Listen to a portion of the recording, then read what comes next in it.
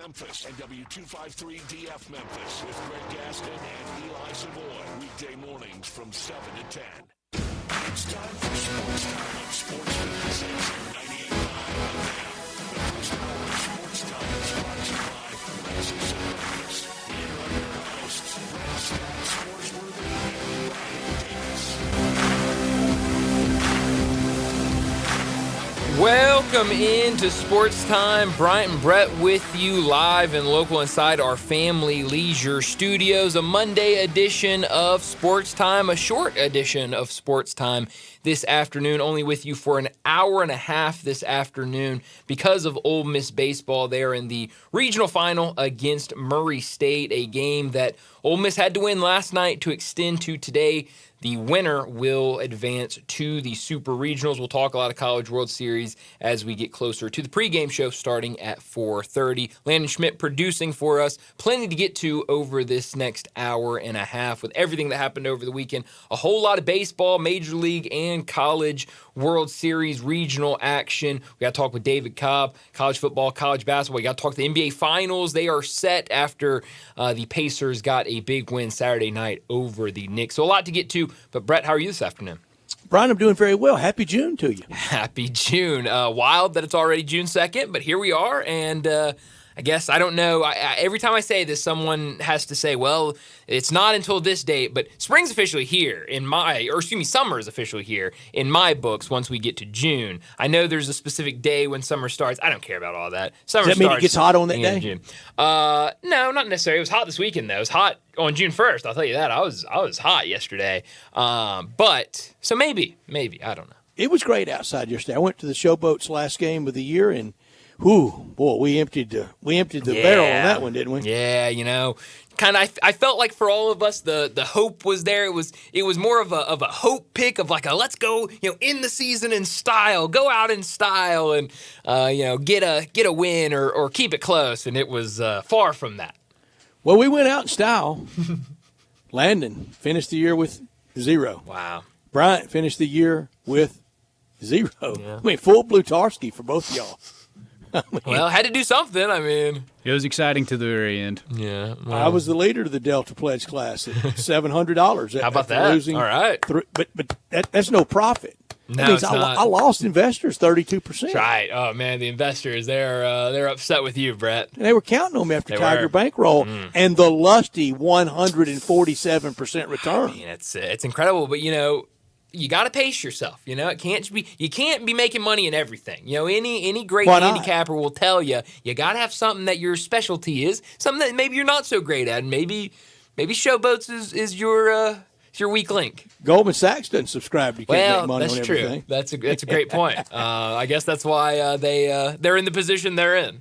Showboat season ended, and we'll see. A lot of questions surround them. We had talked to Steve last week about it, and he says it's full steam ahead for next year, and I hope that is the case. I loved it 40 years ago. Mm-hmm. And if yesterday is the last game, and there's no indication that that's the case, but if it is, you're talking about something that was so great at one time in my life that these last 3 years, they made no pretense around, they weren't crowd driven, but you got to have some. You got to have some. I've said many times, a lot of places could give away the tickets. That not a lot of income derived from the seat. Now it is from seat license, it is from suites, it is from signage. We know all that, but we're a great prop when we're sitting in the stands and going crazy, and you need that. And that they haven't been able to do that, and I hope next year that they're back and that they can. But the last 3 years just didn't come close to approximating the feeling and what it was like 40 years ago. And what I'm getting ready to say would not have sold one other ticket. Would not have sold one other ticket. It would not have. But I think a big miss was not having the uniform and the logo and the color scheme style from yesteryear. That's for me and nostalgia. That doesn't sell a ticket. Yeah, no, it probably doesn't sell many tickets, but I know that was a big thing when it was announced, hey, Showboats are coming here. This is logo. This is what the jerseys are going to look like. Everyone felt like that was a missed opportunity to really bring back something that, like you said, a lot of people have great memories of and was a really fun time for a lot of people. So, yeah, I thought that was a missed opportunity. I thought there were some other missed opportunities. I would have preferred if, especially starting the league, if they had tried to be a little more localized in terms of where players were coming from. I thought that might have been able to do a better job. But hey, we'll see what happens, and if they're back for another year, which like we said, Steve Macy has told us that is the plan right now for them to be back, and hopefully it will be another good year, and maybe this team can improve. Because one thing that no matter what you think about anything, the team just hasn't been very competitive these last couple of years. No, it hadn't. And yesterday for the opponent to get 4, I didn't know anybody could score 46 in that league. Oh man, well I really didn't. Because offensive they struggle because quarterback play and offensive line play struggles, and that means the offense is going to struggle. I was not able to make it out to the game, but I was watching it, and one thing that they talked about early in the game was how red hot Birmingham's offense had been over the last 4 or 5 games, and how they were averaging 23 points a game. I was like, okay, wow, we'll just hold them under that average, and you've got a ball game. And then next thing you know, I mean, it's 40 some odd points, and you're going, yeah, I did not think that you would have a team score that many points. And we all made picks Friday, hoping that Birmingham, already secured the playoffs, wouldn't really care. Well, only one team didn't care, and that one team was the team Memphis, going up against a coach 3 straight years he's been there. Right. Memphis 3 straight years with a lot of head coaching flux. Yeah, no, that's another great observation by you. You got to be careful on a Monday afternoon, only 6 minutes in. Got to be careful. Fridays when flux really gets you. That's right. Oh yeah, no, that Friday afternoon it'll really get you. But no, you're right. I mean, look, Memphis beat them early in the season. They kind of struggled early in the season. They're trying to get going into the playoffs to try to win another championship. And you're right. I mean, that has just been a franchise of excellence over the past couple of years of spring football. So I think you definitely saw the difference in action between kind of where those two teams have been over the last couple of years. Ding dong, the witch is dead, isn't it? SEC's dead, isn't it? Baseball? Is it? Feels a little bit like noon on Friday in the basketball tournament, doesn't it? Yeah, you don't want to speak too soon because who knows who's left standing at the very end. It feels like we could still have a lot of SEC flavor in Omaha for the College World Series, but there were some surprising outcomes, some surprising results over the weekend, and we'll probably talk about it a little bit more, but just the idea that the top 2 seeds both eliminated, not only that, but you go back to one of the talking points when the bracket was revealed of number 1 and number 2 preseason did not make the tournament. So you had number 1, number 2 preseason not make it. Number 1, number 2 in the tournament both eliminated out of regional. So I guess you don't want to be number 1 or number 2 going into any baseball play this year. Help me with preseason. A&M and Virginia. Okay. So those were the 2. And now Virginia's head coach is headed to Starkville. At Mississippi State. It sounds like going to be the highest paid coach in the SEC, and sounds like they're going to bring in tell Jay Billis a lot of NIL. Well, yeah, you be careful, but that's what the reports I see are. Pete Nakos reporting that. So, Jay, holler at Pete. Don't holler at me. Yeah, take it up. Take it up with Nakos. Yeah, take it up with Nakos. He does a great job. And boy, they're coming out of the woodwork, aren't they? Of the inevitable comparisons of, if we had a big old bracket like this in football, we could get some of these upsets. Oh man, do these people not? Do they hear themselves when baseball is absolutely the sport at playoff time? The St. Louis Cardinals won a World Series in 2006, going 83-78. Did not even play 162 that year. Going 83-78. Nobody thought the Cardinals were the best team that year, but they got hot over that 4 to 5 weeks called postseason, and they won it. And to hear people really, the basketball comparisons drive me crazy. That today, reading and seeing it just made me laugh. I knew I was reading utter fool and listening to fools talking about it. Yeah, that's crazy. I thankfully was able to stay away from that idea and that thought, because that's crazy. I mean, and I hate it because you're right. I have not seen it with baseball, but you see a lot of it with basketball. Well, if we keep expanding the tournament, if you had something like the college basketball tournament, it should all stop right there because it's two completely different sports, two completely different games around how you can play it, how much time you need between games, and all of that. I mean, it's just crazy. I guess it's fun to think about if you're bored and you need something to write or something to talk about. I guess it's fun, but it doesn't make any sense. And if you pure D hate the SEC, I guess that's another point. Yes, and you got your wish this weekend with a lot. What Vanderbilt did in their exit. You got a couple of more teams that can go today. Mm-hmm. This is not an excuse. This is my asking you, okay, do you think this could contribute at all? Again, not an excuse. I'm asking a question. We know there are two ballparks in college baseball that SEC teams play in that are unlike any other.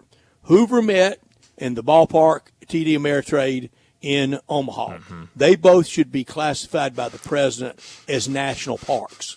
They're both so big and spacious. Could a week before your pitching staff having the mindset, the strategy of you throw strikes and let that ballpark eat? Mm-hmm. Yeah. Could that hurt the next week when you're too much in the strike zone and you're back in bandboxes? Yeah, certainly could. I mean, I think that's a really good thought. I mean, I think the other thing is, look.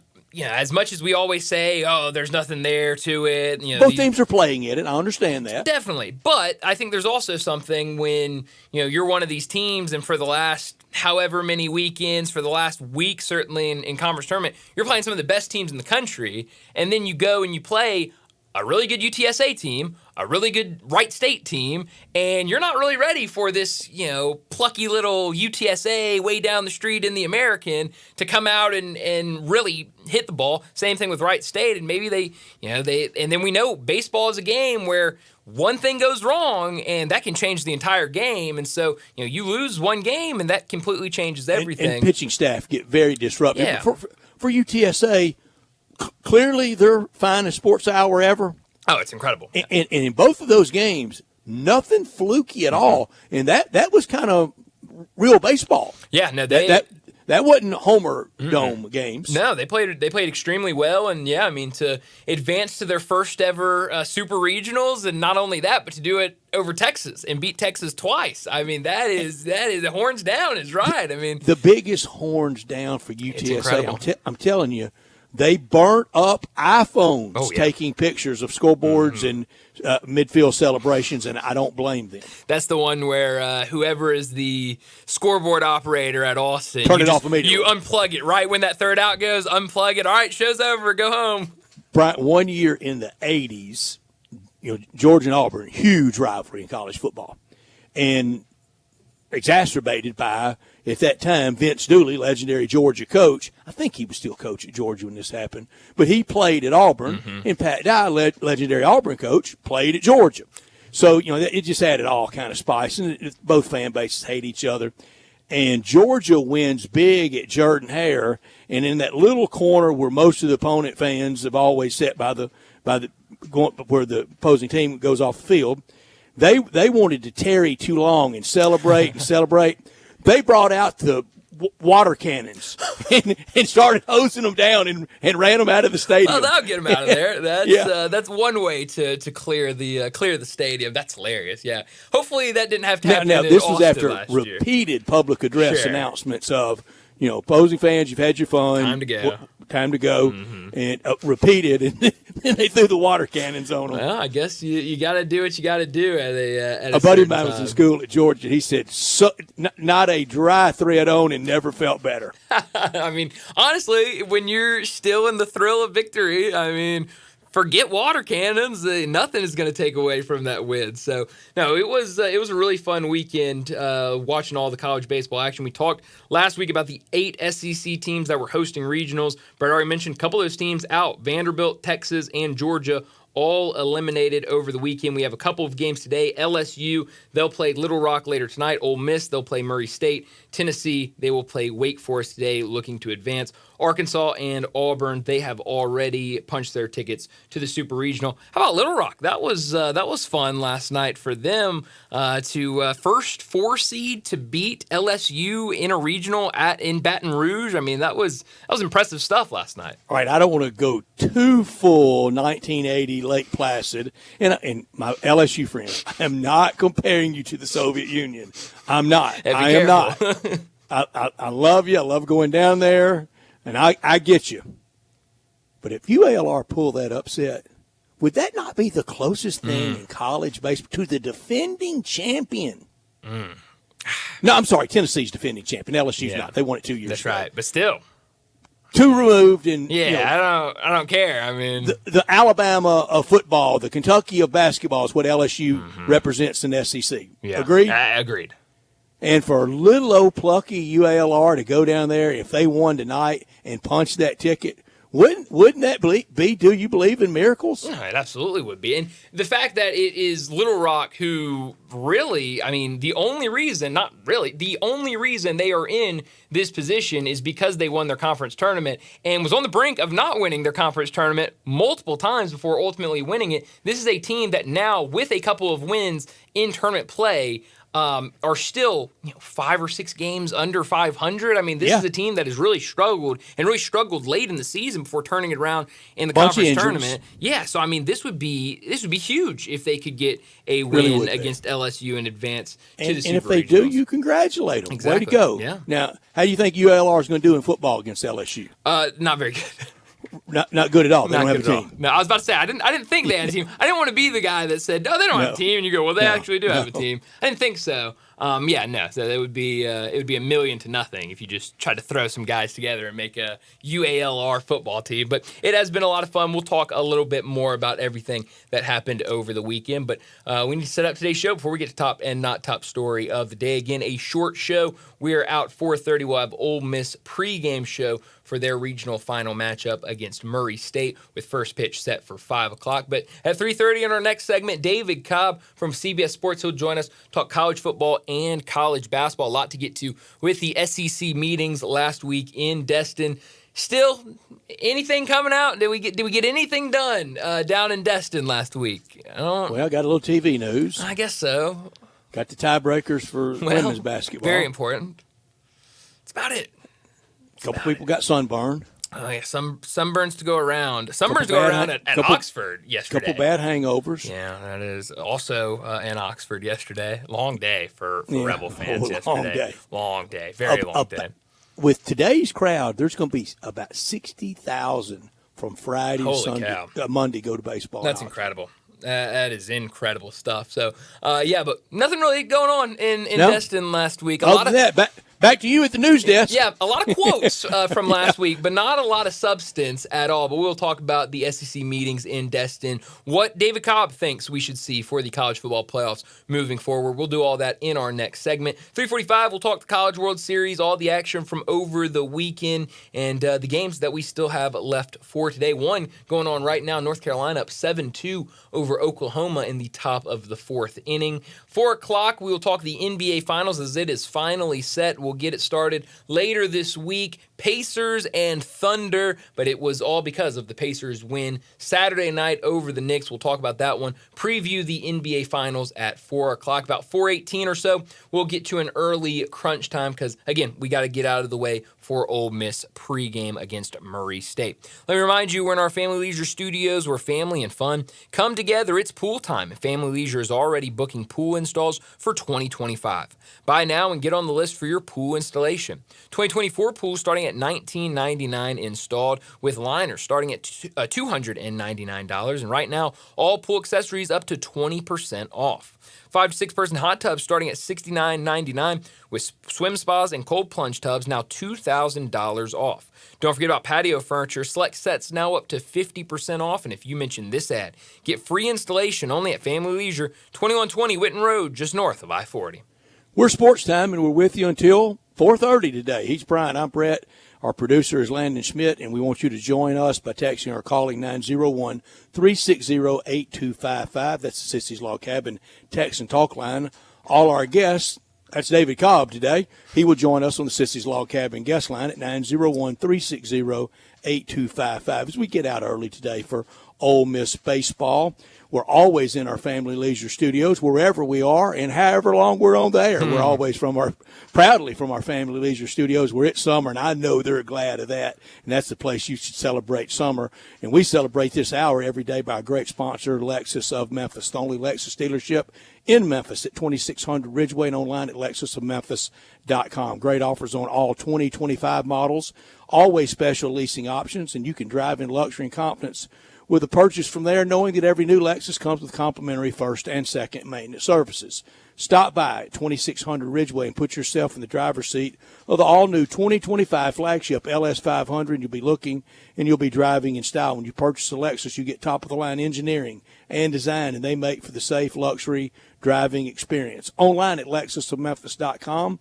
Experience amazing at Lexus of Memphis. Top story of the day. Well, my top story of the day, the NBA Finals are set, and like we all assumed, it will be Smallville. OKC versus Indianapolis Pacers and Thunder, and two teams that have looked really good throughout the playoffs. That's why they're the last two teams standing. On one side, OKC has made it look real easy in the West, not really having to put up much of a fight against anyone except for that one series against Denver. On the other side, the Pacers, it took a lot of comebacks. It took a series where they were not favored at all. I don't think they've been favored to win a single series throughout this playoffs, but they have managed to get all the way to the NBA Finals. On Saturday in Game 6, they got the 125-108 win over the Knicks, a game that was really close through the first half. Then in the third quarter, the Pacers were able to separate themselves, outscoring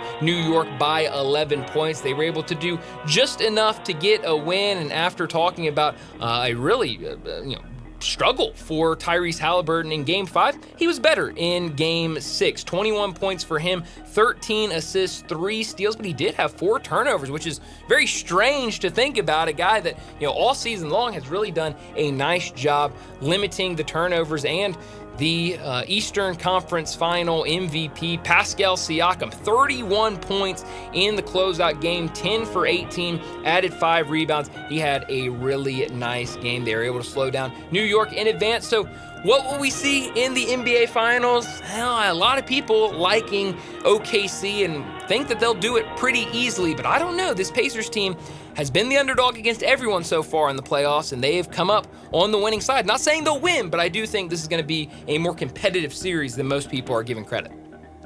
I agree with that, and every time I think of the Smallville Finals, I think of John Cougar Mellencamp and his song, I Was Born in a Small Town.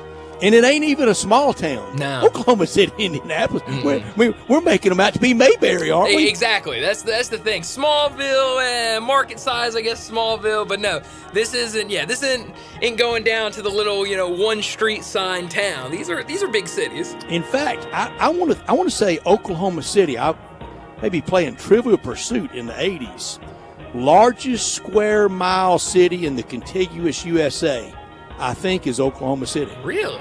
I think I'm right. Okay. Somebody out there hit the Google machine and see if I'm right. I can show them a small town. Heck, I was reared in Widener, population 300. Oof. I can show them I can show you a small town. My good buddy Bruce Dunn from Hampton, Arkansas, where it was illegal to dance. Okay. In Hampton, Arkansas. Right. Can you imagine that? Yeah. Could get a citation for public dancing. Yeah, it's a little nuts. I'm not gonna lie. Yeah, well, that's down in South Arkansas. But it is the anticipated Smallville Finals, all set. Oklahoma City versus Indiana, the heartland, that great area between the Hudson and Hollywood, that other world that lands between Manhattan and Malibu. 740 miles separate Oklahoma City from Indiana. Yes, paved roads all the way from Oklahoma City and Indiana and back, and somebody looking for a first NBA title. The first to 4 will get the Larry O'Brien Trophy in Middle America. Sign me up for it. If you're a Grizzlies fan, you should not be running this down. You should be liking it, because one of these sweet days, we're going to be in the finals, and we don't want Memphis to be made out to be a wide spot in the road. Definitely not. That's a really good point. Not top story of the day. Well, my not top story of the day has got to be all the baseball action from over the weekend. Really, whatever you like, you got a lot of it. College baseball with the regional action. And then on the other side, Major League Baseball, a really fun weekend with a lot of storylines to go around in both college and Major League Baseball. Not a great weekend for the Cardinals, Brett. They struggled down in Arlington against the Texas Rangers, but it's not going to get any easier. Got the Sonny Gray game. That's true. Those other two, though. Yeah, it wasn't a great weekend overall. 8-2-1, the Cardinals in their last 11 series. Take it. I'd take it any day of the week. I mean, if you told me that at the beginning of the season, I would say, holy cow, that's where we're at right now. That's pretty good. But now they'll come back home where they have a long homestand, and they'll get to see one of the hot young prospects probably tomorrow night. I know he just joined the team. Jack Caglione has joined the Kansas City Royals, and he will likely... From that Humpty League, the SEC. That's right. Yeah, there's another SEC guy that's making that jump from the minors to the majors. Did it pretty quick, and now he'll be in St. Louis, and then this weekend, the big bad Dodgers come to town. Didn't he pitch some at Florida? He did, yeah, but they... Will he try that? No, that's over. They said, you're just going to be a bat. You're going to be a bat and an outfielder. We don't need all of that. But he has been really aside. good. We got pitchers. Oh, yeah, and what he's done hitting the ball at every level in the minors, AAA. He was only there for a couple weeks and was electric. But then this weekend, the Dodgers come to town, so Cardinals been playing really well. But we'll see now two challenging homestands. We'll see what they can do this week. Who do the Royals think they are? They're doing a lot of smart things, aren't they? They sure are. No, they know what they're doing over there in Kansas City. What happened to being the chump little brother? Yeah, I think things have changed. I kid. My not top story. Here comes the SEC critics with the losses. You stacking up in the College World Series, and teams being bounced right and left from the College World Series bracket. It feels a little bit like about noon on Friday of the NCAA basketball tournament when the SEC was dead. About 3 weeks later, Florida was the champs, and about a week ago, they had a string quartet playing for them at the White House playing Tom Petty's Don't Back Down. The SEC's only won 7 of the last 10. They've only won 10 of the last 15. Can we stop on the big sweeping conclusions? I wish, but it's not, because it just means more in the SEC, Brett. So it means more criticism. And going to get to that with David. Can you believe the criticism that Greg Sankey's out there saying his league's the best and he's campaigning too much? One doth protest too much. Why's he got to tell everybody that? Here's why. He left it to a stupid committee last year that thought Indiana and SMU with 2 losses were better than his teams with 3. Yeah. One thing I want from my commissioner is someone that's going to fight for his conference, and that looks like what. And maybe he needs Greg to tell his doing. reps to the committee they need to fight like that. Insert Hunter Yurachek here. Yeah, you might be right about that, but yeah, we'll get to that with David Cobb. But did anybody call in the SEC dead? Did they watch Arkansas over the weekend? They made it look real easy in their regional, so I don't know. I mean, the teams that are still standing. Home cooking. There you go. The teams that are still standing, they say Auburn, they made it look easy. Those teams that are advanced to the next round, they made it look awfully easy in their regionals. Well, that'll do it for top and not top story of the day. Let's go ahead and get to our first break, and when we return, we're going to talk some college football and college basketball. David Cobb from CBS Sports, he joins us next.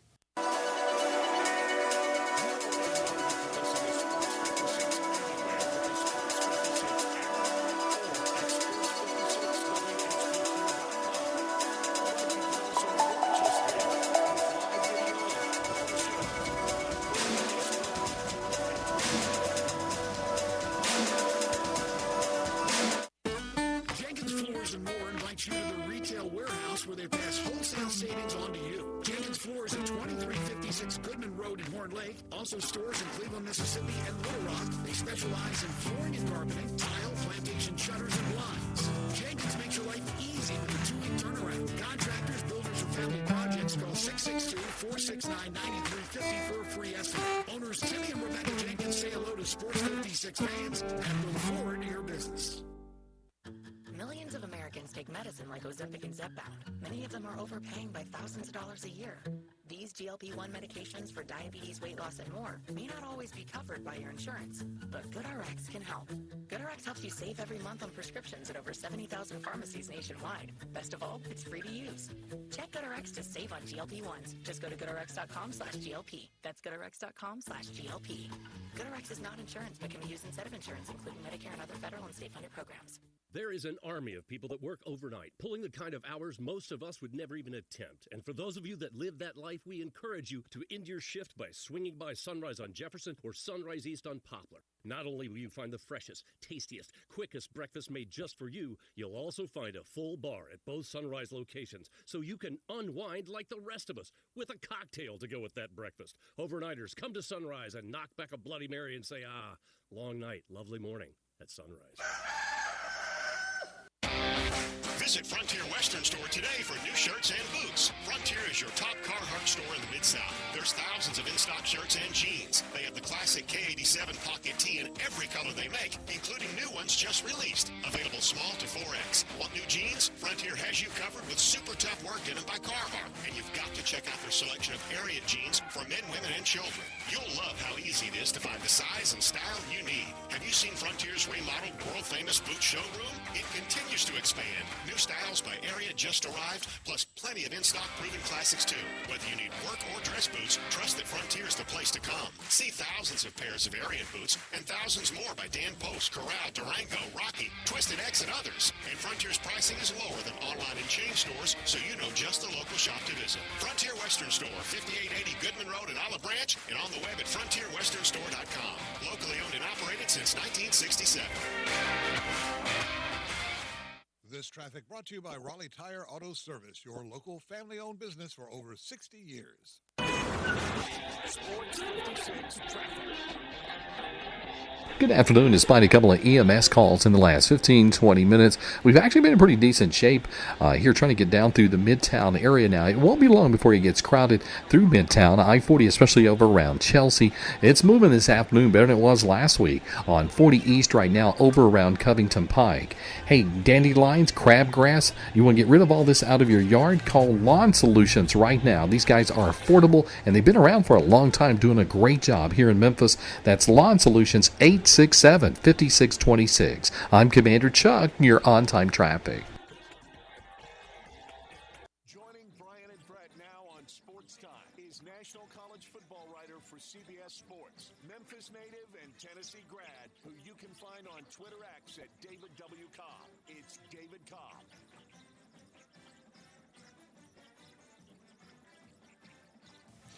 David Cobb joins us now from CBS Sports, where he covers college football and college basketball. David, thanks so much for joining us. A lot to get into, but I want to start with some of the things that came out of Destin last week during the SEC meetings.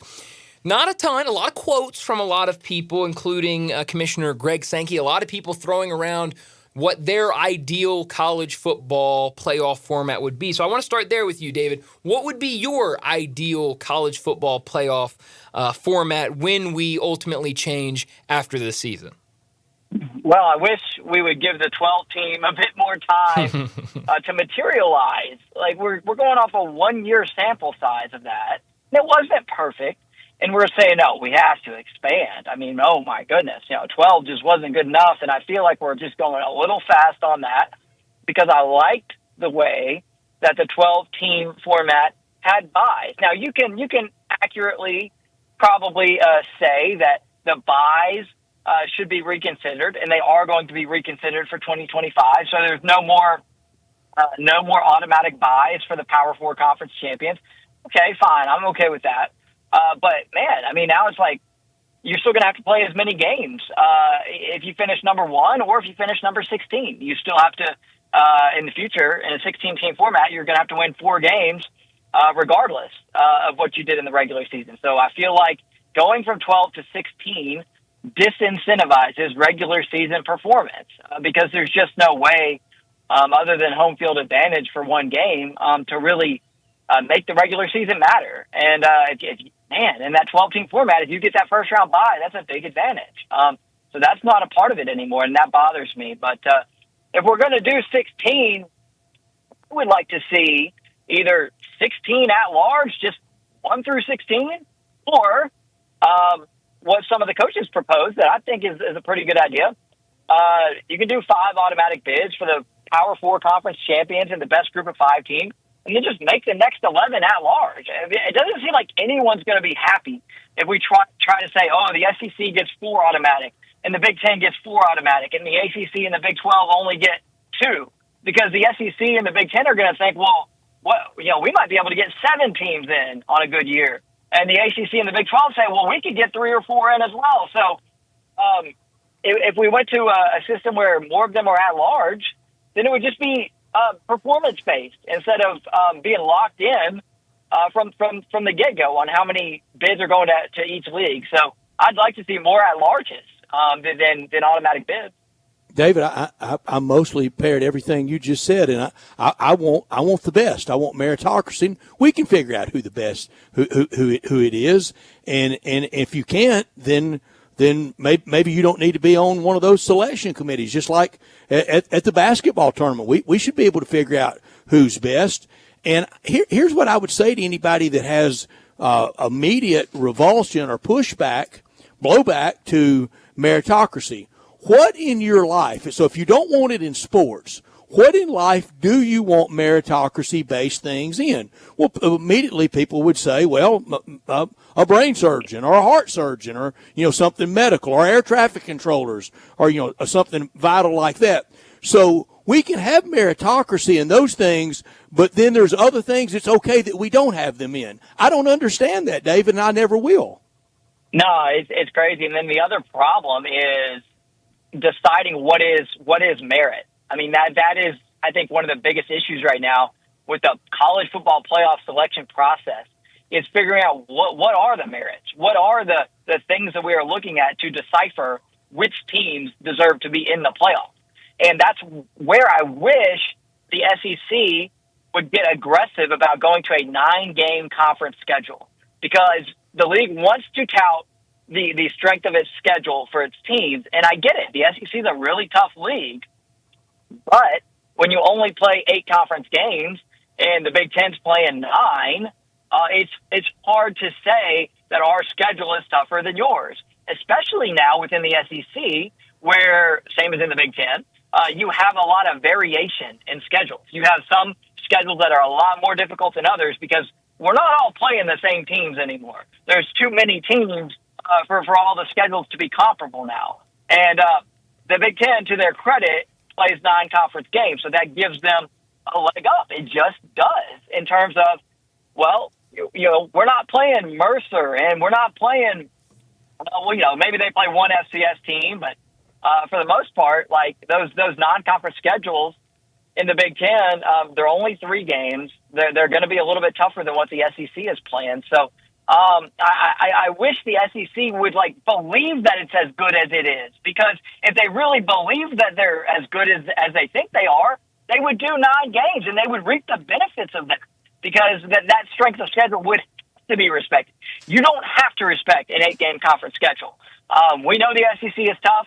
I don't necessarily disagree with these coaches who say that it is, but if you really believe that, then play a 9th game, and then there is no debate whatsoever about strength of schedule. And last year we saw with definitive proof, Ward Manuel and that committee did not think that 8-game schedule was that big a deal, because they rewarded Indiana and SMU. They looked at that left-hand column and the right-hand column, and that right-hand column had 2 in it, and 3 from the SEC had 3, and they said, over the top rope, you're out.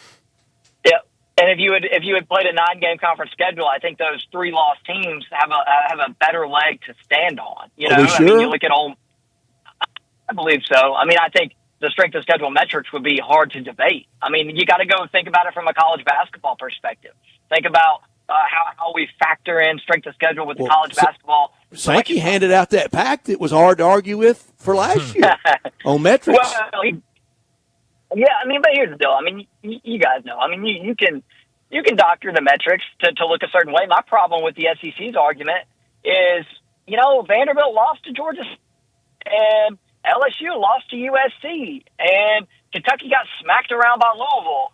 And so it wasn't a sterling non-conference from and the State SEC. almost beat Arizona State. They did, but it ended up not going that way for them. And That's so, right. And then Florida got crushed by Miami.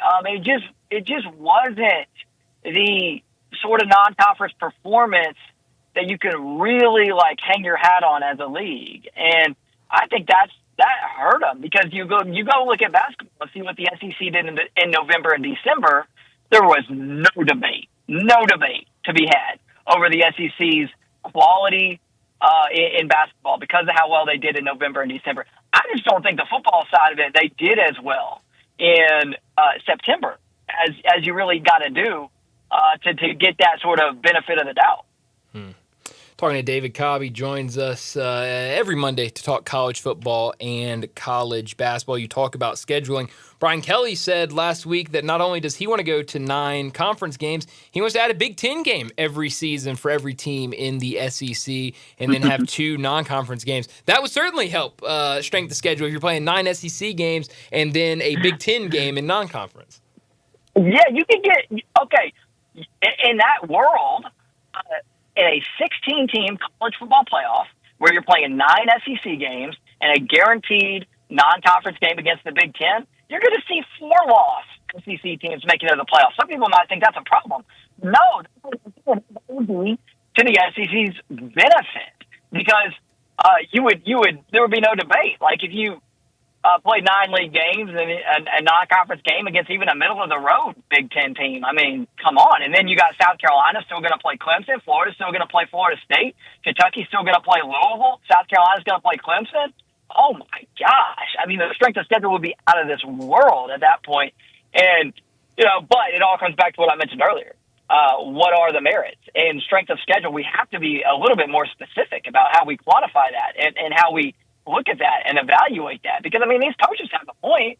There's no doubt that Alabama and South Carolina and Ole Miss had a tougher run of it than SMU did in the ACC.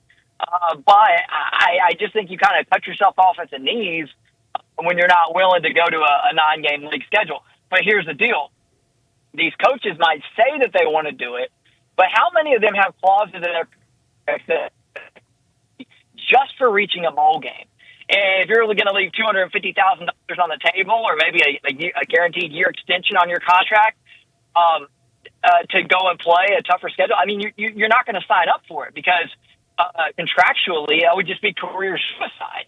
And so we got to start building these contracts a little bit differently too. If the ADs want it, they have to start structuring their coaching contracts to incentivize making plays instead of making a bowl or going 500 or some of these more trivial things that really don't add up to much, because those things don't really help the conference a whole lot in this era. Making people going 500, that's not what it's about anymore. It used to be a badge of honor, and we got 10 of our 12 to bowls, or whatever that number may have been, 10 of our 14. Now, you get a bowl game and don't make the playoff, that's great, but that's not the goal. The goal for every team in the SEC and a 16-team playoff should be to reach the college football playoff. Every team, Vanderbilt included. The goal should be to go 8-4 and at least give yourself a chance at making that 16-team playoff. It's a playoffs world, and if you don't go to the playoffs, I can tell you the team hotel, the atmosphere and the attitude is a little depressing. Yeah, that's what it's all about now. It's turned into what the NCAA. When we get to 16, it's going to be like what the NCAA tournament is for basketball, where it's kind of like tournament or bust. And let's say you can't go to the NIT and have a good time and whatever, hang out with the alums and all that. It's great. Maybe win the NIT, you feel good about yourself. In a 16-team playoff, I'm sorry, but that's kind of the way it's going to be. And the SEC needs to lean into that, because in a 16-team format with a bunch of at-larges, why can't you get 6 teams into something like that? And so, that ought to be what everything is oriented around. But there's still so many vestiges of sort of the old college football that are built into the mindset of the people who have a seat at those tables. David, I really did. I felt a little I felt a little sorry. I almost wanted to apologize to a lot of the really nice people at the Gator Bowl, Jacksonville Convention Visitors Bureau. They did everything they could to make us welcome, be happy. And I'm at the New Year's Eve party, and we're counting down. I got the goofy hat on. I got the kazoo. It hit midnight, and I blew my horn with all the enthusiasm of it was August 3rd. Oh, that's fantastic, Brett. Yeah, I'm glad you did. I'm glad you enjoyed it. The bowl game experience is fun. And I Yay! hate Happy New Year! I'm at the Gator Bowl until the playoffs. Yeah, I know. I hate that it's devalued now, kind of, but I think I'm talking specifically about the SEC, though. I mean, look, if you're Wake Forest, man, throw a party at the bowl game. You know what I'm saying? If you're Wake Forest or you're a run-of-the-mill Big 12 school, if you're Baylor and you get to a Florida bowl game or what have you, like that's still a good outcome. But in the SEC, Brett, it just means more. Mm-hmm. It does, and we're a little bit captive of that. And Greg Sankey was criticized for out tooting his own horn and saying it just meant more. Because if he doesn't, who's going to? With the national commentary being, who does the SEC think it is? Well, he's just become an easy scapegoat because he is kind of the face right now of college sports. And I don't think he's comfortable in it. Well, he's not the NCAA commissioner. He's the SEC commissioner. And so then people get mad at him because he's not looking out for the best interest of the ACC or the best interest of the Big 12 or the Big 10 or the teams from the group of six. He's looking out for the best interest of the SEC, and that kind of makes him the boogeyman right now. But, hey, look, there is no leadership in college sports. He's the commissioner of the most powerful league. He's been around a lot longer than any of the commissioners have. He's been around a lot longer than Charlie Baker has at the NCAA. So I get it. I mean, he's going to take that flag. So he better get comfortable with it because it's not going anywhere.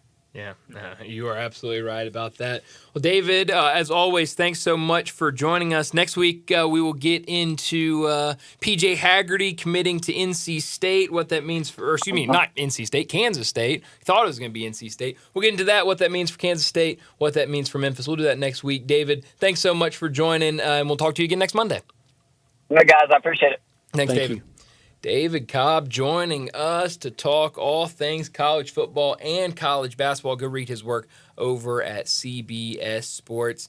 And he's back, finally, back riding at CBS Sports. Obviously, it was a long time off for him with the birth of his baby. But he's back full-time now with CBS Sports, so we love catching up with him each and every week. Let's go ahead and get to another break. When we return, we got to talk some College World Series. One game going on right now, a winner-take-all versus Oklahoma and North Carolina. A lot of games left later this afternoon into the evening, including Ole Miss and Murray State. We'll talk about all of that next on Sports Time.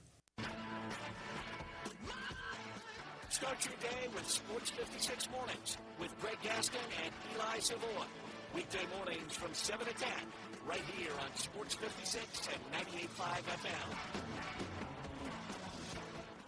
Getting engaged is one of life's most spectacular occasions. And when you find your ring at Sissy's Log Cabin, the promise of a lifetime begins with our promise to always provide unmatched quality, superior service, and brilliant natural diamonds. Find your dream engagement ring, wedding bands, and more when you shop Sissy'sLogCabin.com or stop by any of our 7 locations. Begin the rest of your lives brilliantly. Only at Sissy's Log Cabin, because life's too short for ordinary jewelry. The hottest months of the year are also the most dangerous, not just because of heat waves or storms, but because they stress the power grid to the limit. That's why My Patriot Supply created the Grid Doctor 3300 solar generator. It delivers 3,300 watts of power, enough to run fridges, freezers, power tools, and more, all without gas, noise, or fumes, using free energy from the sun. And for a limited time, when you order a Grid Doctor 3300, you'll get 2 free 200-watt waterproof solar panels, a bonus worth $894. To claim your free panels before this offer ends, shop MyPatriotSupply.com/radio Whether it's summer blackouts, hurricanes, or just peace of mind in uncertain times, the Grid Doctor Solar Generator has your back. Go to mypatriotsupply.com/radio, mypatriotsupply.com/radio, and secure your Grid Doctor 3300 with 2 free solar panels today. It's time for fun, family, and fabulous prizes at the 67th Annual St. Louis Hole-in-One Charity Festival, Sunday through Saturday, June 15th through 21st. Golfers can win cash and prizes every night, along with the chance to win $25,000 toward a City Auto vehicle purchase select nights. Then a chance to win $1 million the final night. Plus, there are cornhole tournaments every night with cash and prizes. Friday and Saturday nights, there are kids' carnival rides and 2 to 4 Saturday children's golf. So golfers, grab your clubs. Cornholers, practice your aim. Families, bring the kids. Memphis, there's something for everyone. You're invited to the biggest party of the year at St. Louis Church, 203 South White Station Road. The 67th Annual St. Louis Hole-in-One Charity Festival, Sunday through Saturday, June 15th through the 21st. Fun, family, and fabulous prizes all week as you help raise funds supporting youth programs at St. Louis Church.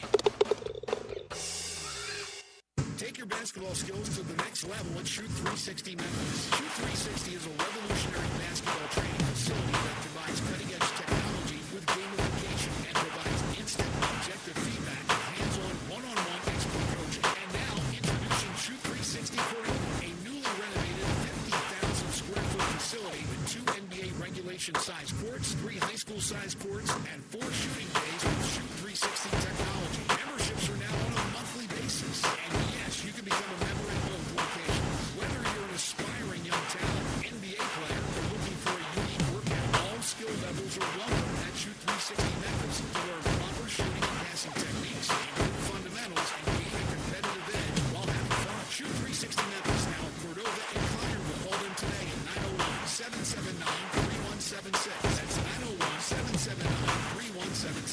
The future of basketball training is here. Shoot 360 Memphis. Now, Sports Time. Sports This hour is brought to you by Lexus of Colors. Sports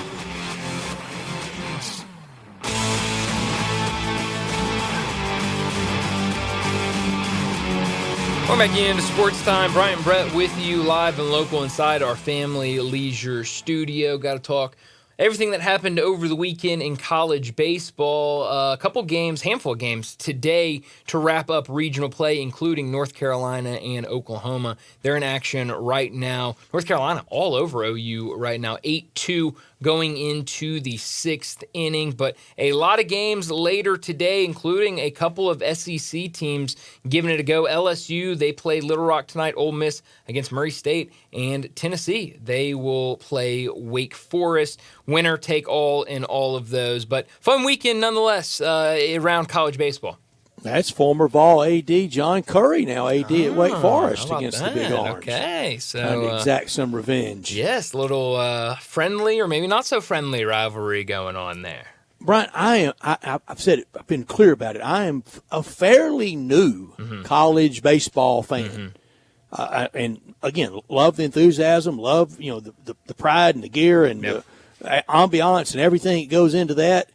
But the pitching, I just never realized from that ace to even the second, but for sure to the third pitcher, it's a drop-off, isn't it? Yeah, it is. I mean, college baseball is definitely a offensive game. It is a hitter's game, and you're seeing that a lot over the weekend with some of these scores. I mean, does the bat contribute? Yeah, I mean, I think metal bat definitely helps out a lot to that. But, I mean, also, you're just talking about, guys that are just – they're nowhere near major league level talent and pitching. Can't pitch in the strike zone. Exactly. And so, you see that drop. I mean, I know we've talked a lot about going up to AutoZone Park and seeing AAA games where guys are starting pitchers are really struggling on the mound. And so, I mean, take that down a couple levels and now you're at big-time college baseball. And so, I mean, yesterday, 11-9, 16-4, 17-1, 11-4, 15-8, 11-9, 17-12, 11-10, 23, 22-3, 20 runs to 3 runs, 11-6, 13-12, 17-6, 19-8, 14-0, 14-1, football scores. Well, I guess a Rouge 14-1. Well, there you go. Love a good Rouge, but no, it is offenses are out and about, and it's a combination of a lot of different things. But yeah, I mean, if you are just used to watching Major League Baseball, and then you get and you get to this time of year, and you turn on college baseball, I mean, it's eye opening. With this enthusiasm, I would say my fandom, it probably 07, 08, 09, maybe 10 that it started, and has picked up and really love the next month until a champion is crowned in Omaha, and like it, the Ole Miss was beneficiary of one of those championships in 2022, but I've talked about the routine that two bouncer to the shortstop can often get botched. Oh yeah, no doubt about it. Yeah, I mean, it's just nothing really routine about it at the college level, and I think you expect that. A lot of pop-ups are a mystery. Oh yeah, I mean, well, there was one in that game last night, Wake Forest and Tennessee, where the left fielder just completely lost it in the sky, and I mean, he throws his hands up of I don't know where it is, and then it dropped and it turned into a triple for Wake Forest. And I know defenders are saying, well, you can see that to big leagues. Yes, you can. Just not as with the predominance of in college. And look, the Cardinals, that 06 World Series when they were 83 and 78, they won that World Series largely not hitting it out of the infield because the Tigers could not field. Mm-hmm. Yeah, well, so I know Little League can sometimes break out at the show too. Yeah, it definitely can. But no, I mean, this is I think college baseball is, in terms of the big collegiate sports, it's the closest to straight up amateur. I mean, here's one: the towering pop up foul right behind the catcher, but doesn't go foul, but it's to the net. Oh man, that's pure mystery. Yeah. I mean, you're right. It gets and I'm used to seeing Yadi Molina go back there and do it, and he could catch it with a solo cup. Yeah. Blindfolded. He could catch it with his cup, not in the supporter. Well, it'd be weird to do that, but yes, he is one that would have been able to do that. But no, it's a completely different game from the college level to the pros. A friend of mine texted me, and this is true. Anything hit back to the pitcher. Mm-hmm. Oh man, that throw to first. Oh yeah. You need Kareem Abdul-Jabbar down there first. Yeah, you just watch a lot of those infielders and their throws to first. A lot of times, I mean, it's a big question mark. And again, I do like this. And this recitation, this dialogue, is no different than the last week when we were watching the NCAA championship in golf. Mm-hmm. Yeah, that looked like the second flight of the club four ball. Yeah. They're not PGA players yet. No, and that's the beauty of the college game and of the amateur game of, look, they are not pros and they're going to make mistakes and that happens, and you just kind of gotta play along with it and find ways to win off of them. Yeah.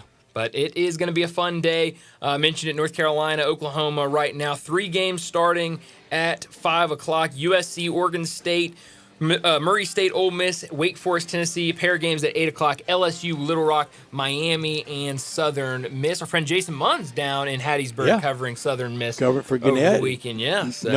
Knows that beat and stomping grounds well. You think Jaws been to Oxford any? I don't think so. I doubt it. I don't know. I wonder if he ever played baseball growing up. That's a good question. That's a really good question. He's athletic. I wouldn't be surprised he played any sport. So maybe, who knows? But yeah, But he was a good center fielder at one time. I'm sure he's keeping up with it, seeing what his racers are doing. Big one for them later this afternoon. Well, we need to get to another break, and when we return, we'll talk the NBA Finals.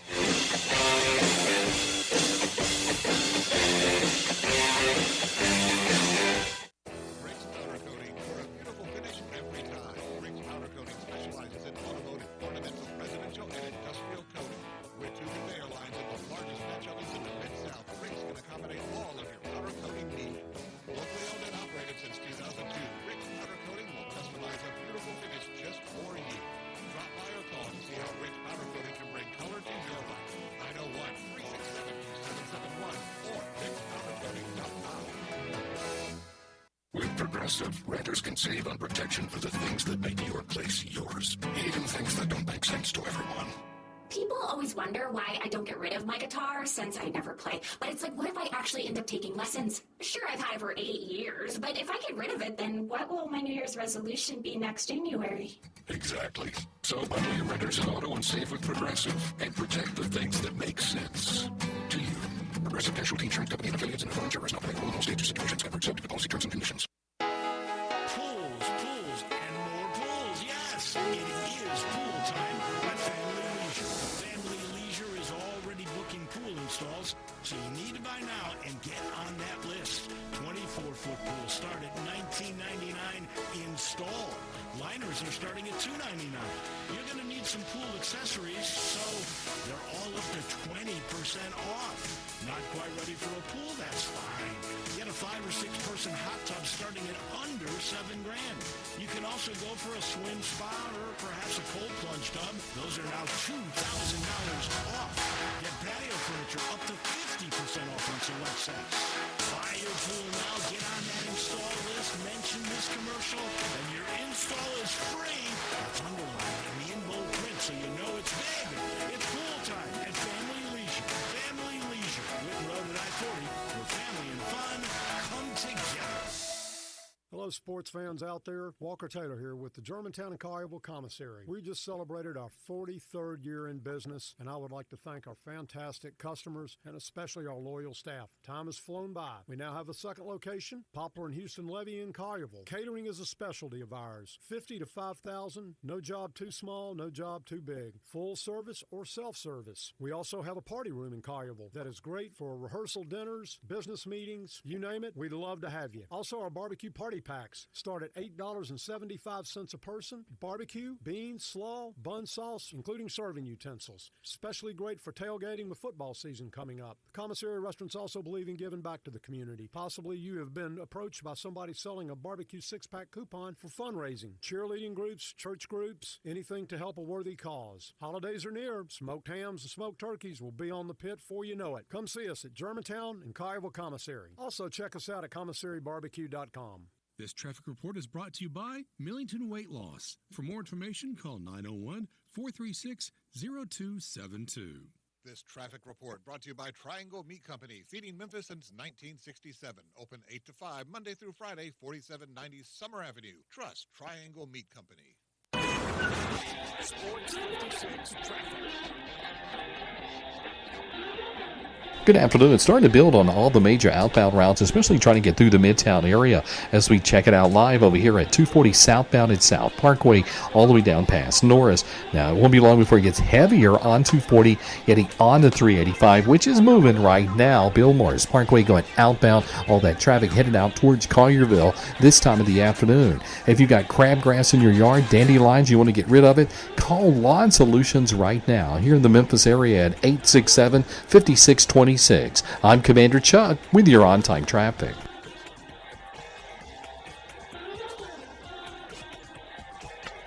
This is Original Sports Station. We are Sports 56, WHBQ Memphis, and W253DF Memphis. Now, the Sports Time on Sports 56 and 95 FM. Once again, Brett Norsworthy and Ryan Davis. Welcome back into Sports Time. Bryant and Brett with you live and local inside our Family Leisure studios. We got to talk the NBA Finals as they are now set. Oklahoma City and Indiana. The Finals will get started on Thursday, but how did we get here? It was a Pacers win Saturday night against the Knicks, a game that, mentioned it earlier, was really close in the first half. Both teams going back and forth. Third quarter, Pacers able to extend their lead, outscoring the Knicks by 11 points in that third quarter, and that was enough to keep pace and get that win on Saturday. So Pacers, they have looked really good. Again, I don't think anybody thought they were getting out of the first round when we were back then when they were playing Milwaukee, but now here they are in the NBA Finals. It's going to be another extremely tough test against the Thunder, but so far, every single time, it feels like they're the big underdogs, and every single time so far, they've come through. Well, Brian, respectfully, and I mean very kindly, speak for yourself. Landon and I both had Indiana. You're the only one that had Milwaukee. Well, I think in the large sense of what I'm talking about of the betting odds, I think Milwaukee was the favorite there, and in the favorite against Cleveland. You're right. But yes, congratulations to both of you. I'll give you all a round of applause. Thank you. But speaking of basketball picks, Landon, you are dormy. You missed both of the conference finals. You had Knicks. You had Minnesota. You're 11-9. Bryant had Oklahoma City and New York 1-1, so he's 13-7. 2-0 for old Brett, 13-7. So NBA superiority will be sorted out. All right. And have your total number of points ready with your pick on Thursday for the series, and that'll tell us how far you think it'll go. Lower will be 4 or 5 games, higher will be 6 or 7, in case we have a tie. Because I'm feeling very much a group. Oh yeah. Oh no. I no doubt about it. I think. In fact, I've already written down OKC on my sheet. Yeah, I think that's smart. I think all of us are probably going to go with OKC, and so we'll see what the tiebreaker gets us. When will we see the Knicks this far again?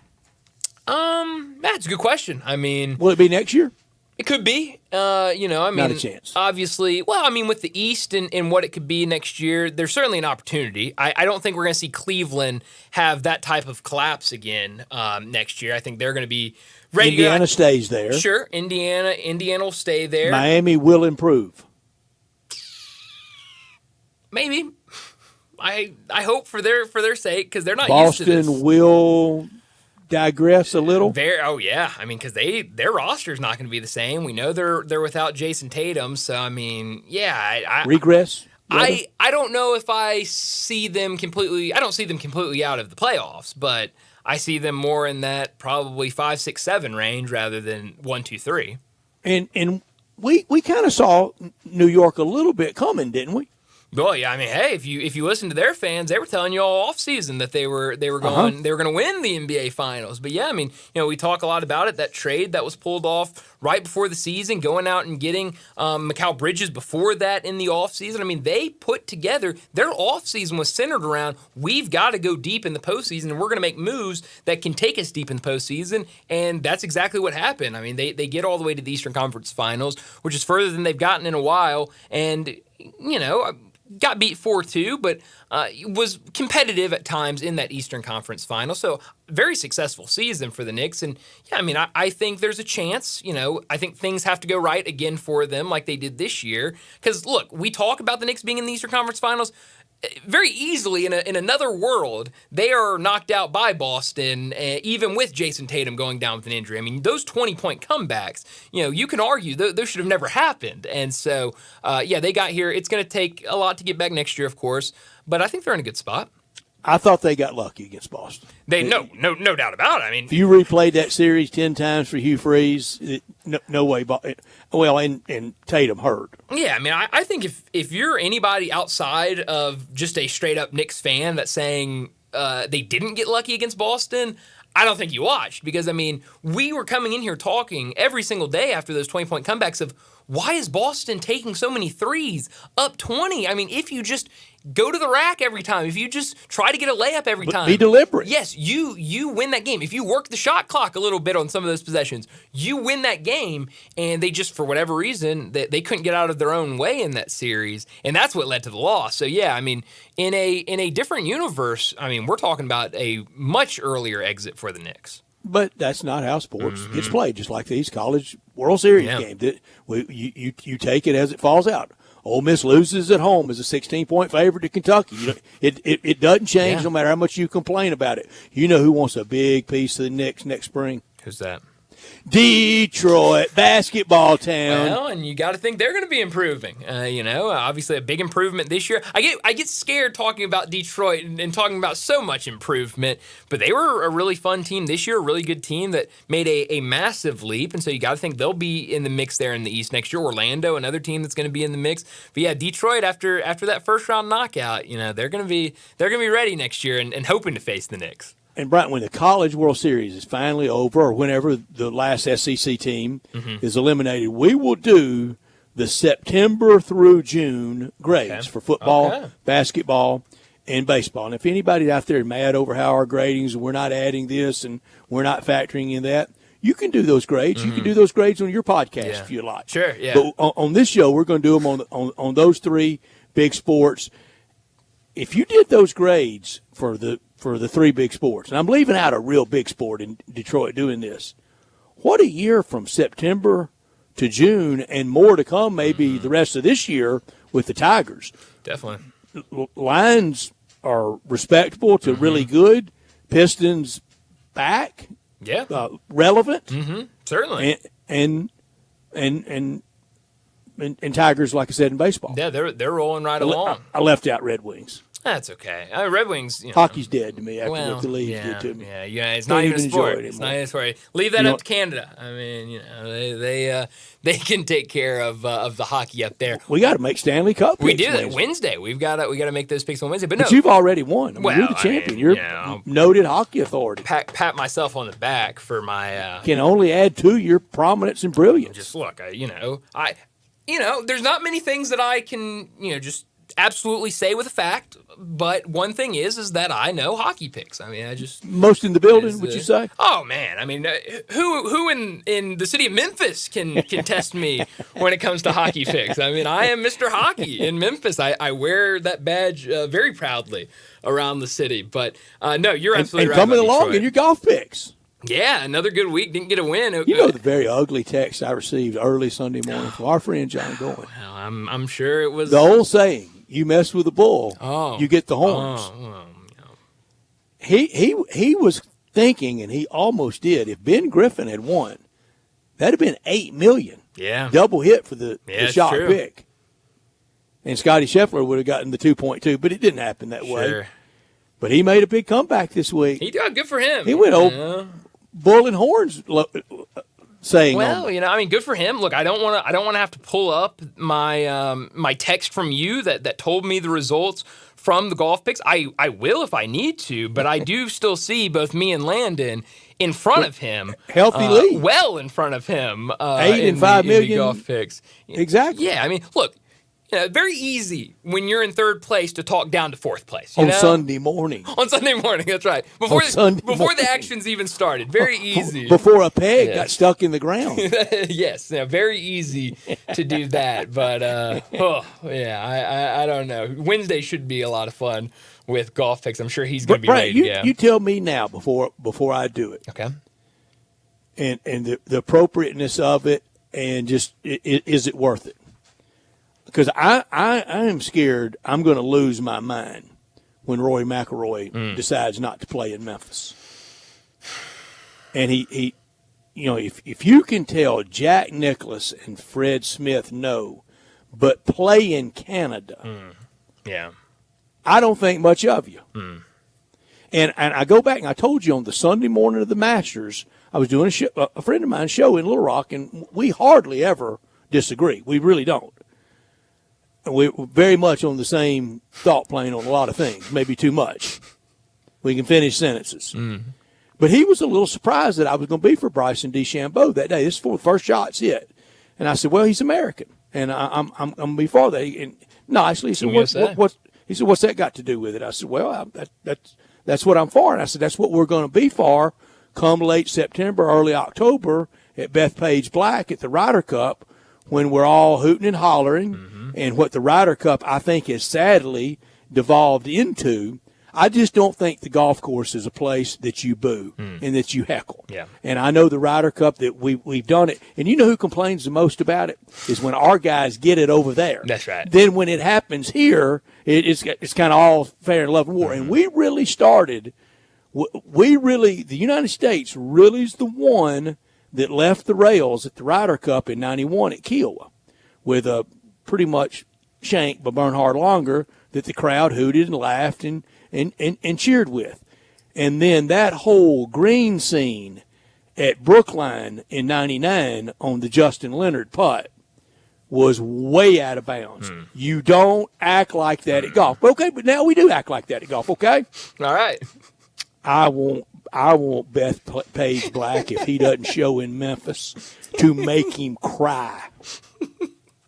Well, I mean, the way he has been portrayed, I guess you can say, I think it might be a lot of that if he continues to miss events, especially events in America, and then goes out there and represents Team Europe. Well, then yeah, I mean it might be. And everybody's going to be with me come late September, early October. What changed? Well, it's Team USA. You got the red, white, and blue on. Okay. That's what changes everything. And the whole European team, again, the victory party's at the Breakers in Palm Beach. Yeah. That's where they all live. That's exactly right. But hey, for that week, you're wearing those uniforms. We put on the jingoism, don't we? Of course, you gotta love it. Nothing like national pride, but. I don't know. Hopefully he's here and we don't have to worry about that. Then we can all just I do hope be that. happy. I do hope that. And I haven't even referenced this yet. It's one thing, Fred Smith, but also this cause here in Memphis. Definitely. That he I know they set their own schedules. I know they're independent contractors, and I know now the players have total control on the tour, and they should. We know now that Phil was right for a long, long time about the powers that be sitting on a real tranche of money and not being fair with it. We know that. That's been proven irrefutably with everything with Liv and the Saudi royal family. There's no question about that. But for 4 days for St. Jude and for Fred Smith with the money that he has spent through the years. But if you can tell Jack Nicklaus no, you can tell about anybody no. Oh, that's true. Yeah. I mean, that's the biggest name in golf and his tournament, and he just flat out said no, I'm not coming. They're going to play Canada this week. That's right. Yeah. He's gonna play Canada. Was it when was it that we had the Canadian winner up in Canada? Was that last year or 2 years ago? 2 years ago, first time since the 50s. Yeah, I think so. I think so. And they had a pretty wild They scene. sure did.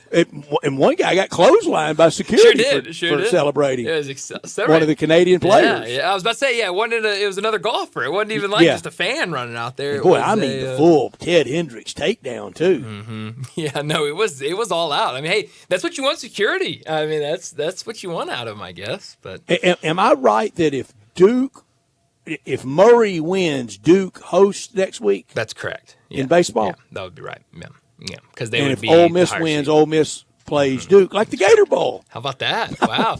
Second Gator Bowl reference today. I wear my New Year's Eve hat again. I'll wear it to a game this weekend in Oxford. That was great. And take my kazoo with me. That was great. That was a great visual earlier with David when you were talking about your New Year's Eve party. And I mean, it was with all the fervor of celebrating June 18th. Ringing in the new year, Brett. Yay. How could you not be excited? Wins the game, wins the plane, leave. Brand new year. You got to love it. And then, but hey, but when you want to be in the playoffs, it's miserable out there. It is. And I hate it for the bowls, the bowls that have been very good to college football. Well, that's the thing, and that's the thing nobody's talking about is the big loser in all of this are those bowl games. And the bowl games that are here every single year, no matter what, they're going to put on a bowl game, and they're going to be teams that go down there, and they put on a great week, and they have all these events and all these things for the teams, work extremely hard to get their bowl game ready, and now it's the playoffs or nothing for most power teams out there, and it's a shame. I even saw over the weekend a lot of different plans for going to 16. That first weekend, when we have 8 games, I'm wanting to incorporate more bowls into it. There are people that want all 8 on campus. Of course, yeah. Well, I think that was the thing. I've heard a lot from both sides. It really feels like it was close to 50-50 on what people thought about the campus games this year. Some people really liked them. Some people really hated them. And so I have a feeling that the NCAA will go with more campus games. But, I do too. Yeah, so I guess. Could you do a little of both? I guess you could. I don't know how you would do that. Maybe if you had top X amount of teams host, and then the kind of lower seeds that would be the designated home team, maybe they are playing a bowl game. I don't know how you would do it, but yeah, maybe. I mean, I wouldn't mind that if you have, if we're just going what Lane Kiffin's proposal of let's do, top 16 teams, one plays 16, and just kind of do it in a regular tournament. If you had, 1 through 4 seeds, they're hosting at their place, and then kind of after that, those host teams are playing in a bowl. I don't mind those top 4 teams getting home field advantage if it means they don't get a bye or something like that. I don't know, but those are above my pay grades, unfortunately. But way above. Way above. But I'm just here to wear a goofy hat and blow in a kazoo. Well, hey, and maybe we'll get that. Maybe we'll get that visual this weekend if Ole Miss. I think I got a picture somewhere from New Year's I'm sure Eve. you do. I'm sure you do. Well, a reminder: we are out early today. Ole Miss and Murray State, they're meeting for the regional final. Ole Miss had the big win last night to force this final game. It'll start at 5:00, but we'll get you over to pregame at 4:30. So that means we've got to get to an early crunch time. Let's go ahead and get to crunch time. This is pretty cool, and we're just getting started. So.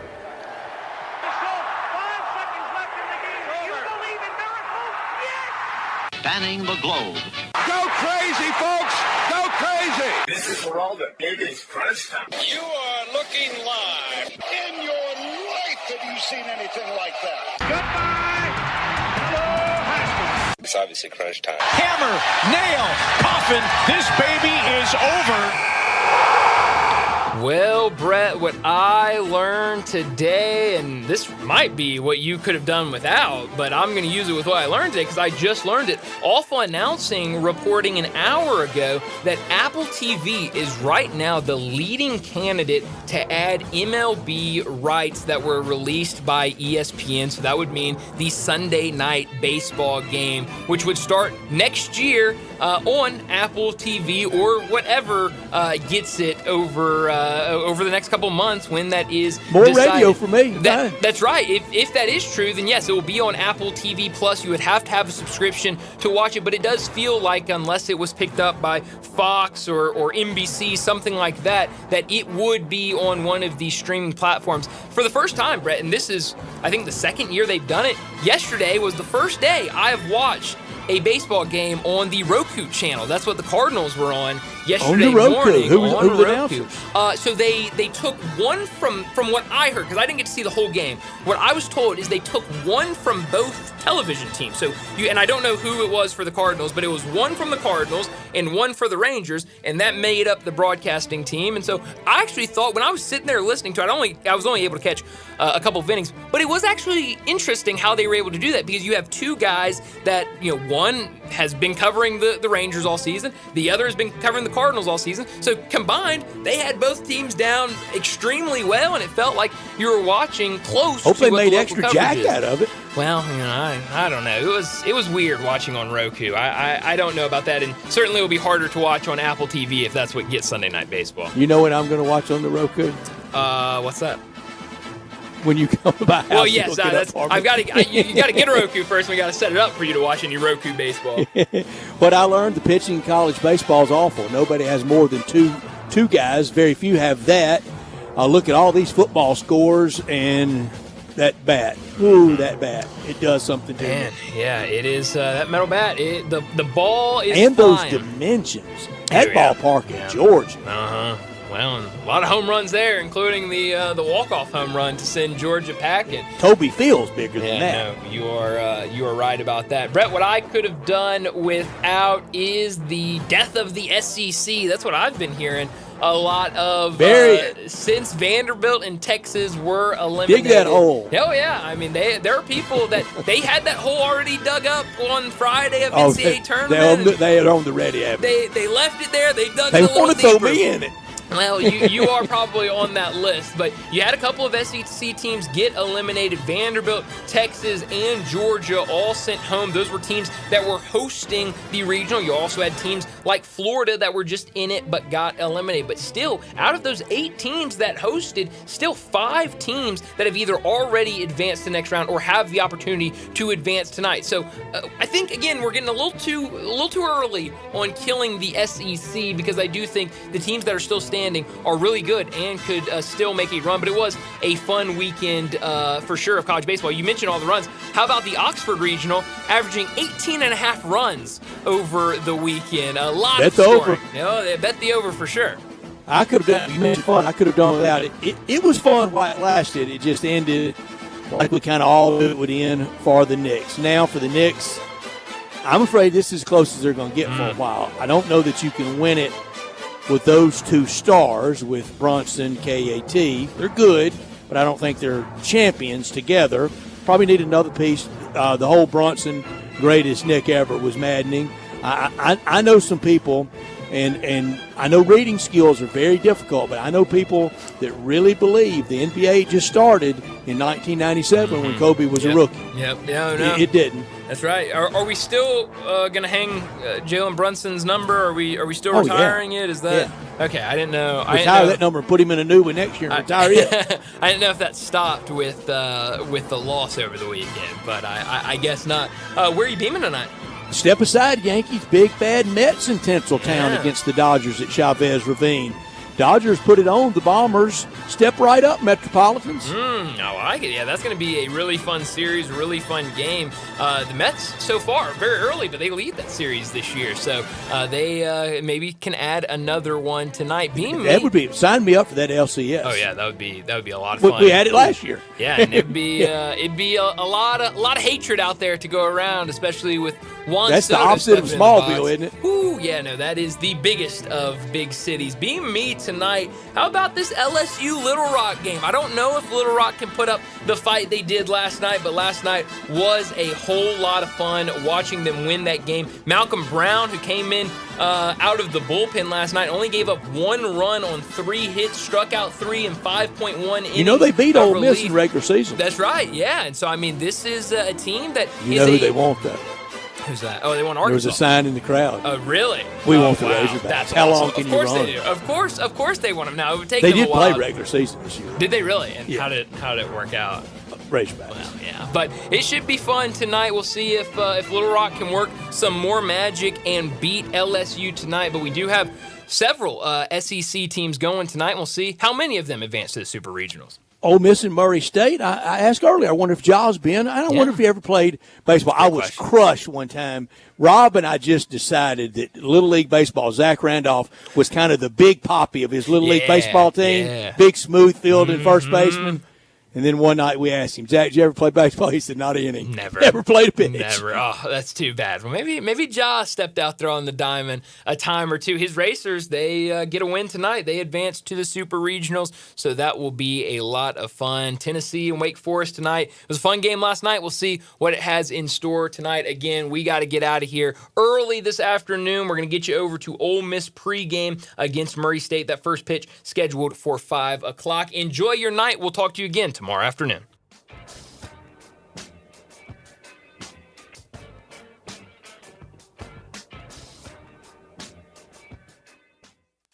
Be sure to follow us at Sports56 WHBQ on Twitter, Facebook, Instagram, and YouTube to watch live video of our shows. Stay up to date with station events and have chances to win prizes.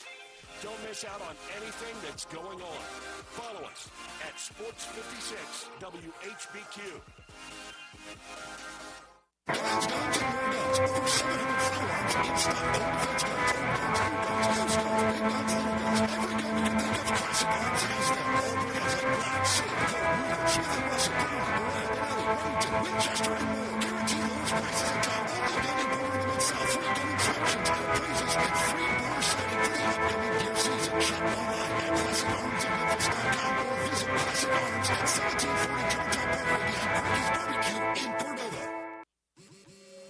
At Sweet we are all about no-brainers. Calling Grandma for her recipe. No-brainer. Streaming one more episode at 2 a.m.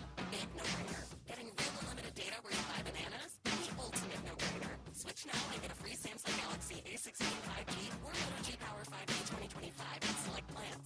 Straight Talk. Real unlimited data. Available at Walmart and StraightTalk.com. Offer value 7/2025. This is PC Walmart Party Interactive. Single phone goal limit plan. Item for network management practices with Straight.com/terms.